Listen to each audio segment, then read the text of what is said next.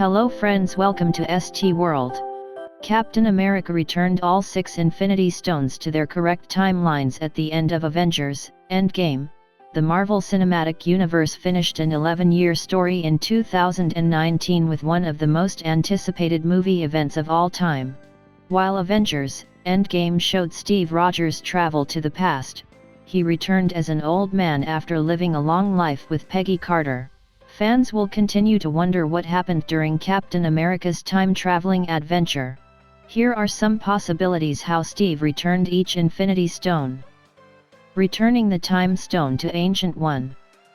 Though each Infinity Stone is powerful in its own right, the Time Stone is truly a fascinating yet terrifying power to wield.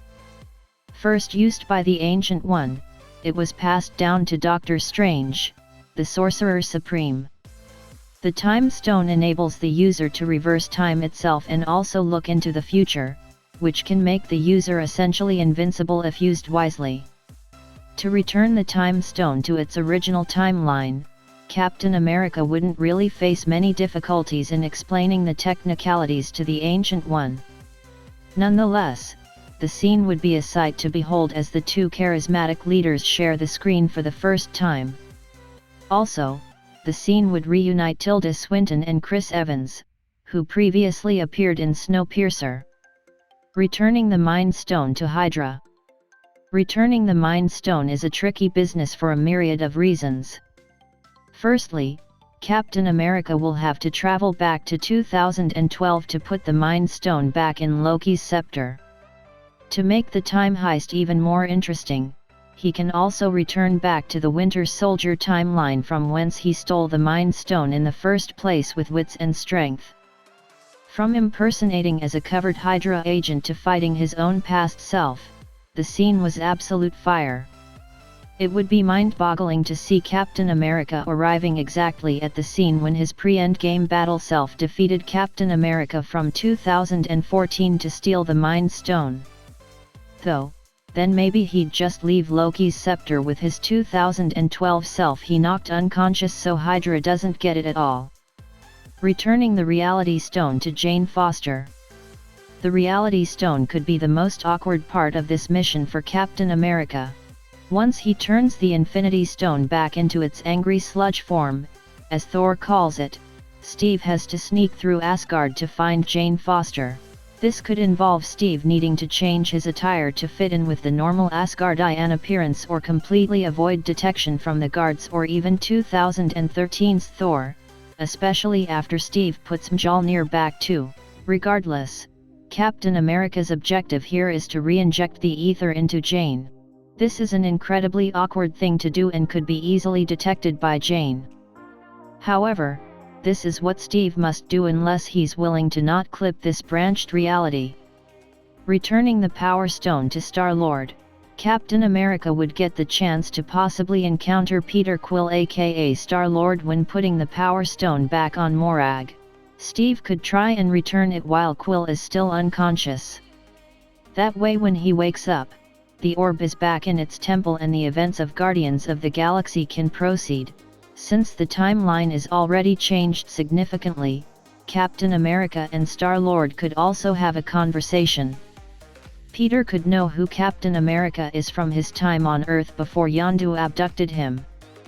Furthermore, it'd give two major MCU characters a chance to interact after not sharing a single exchange on screen to date. Returning the Soul Stone to Vormir. The trickiest Infinity Stone to return.